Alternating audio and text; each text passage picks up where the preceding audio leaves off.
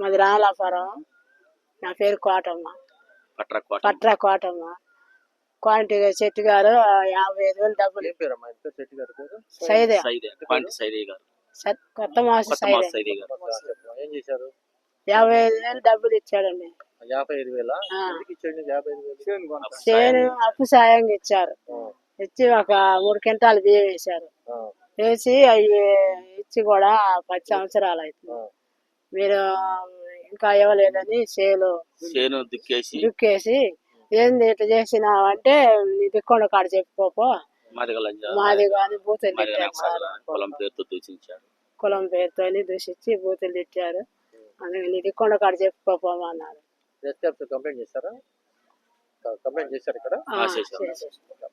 అక్కడ police station లో case పెట్టారు. ఫస్ట్ కేసు పెడితే వాళ్ళు రాలేదు, పట్టించుకోలేదు.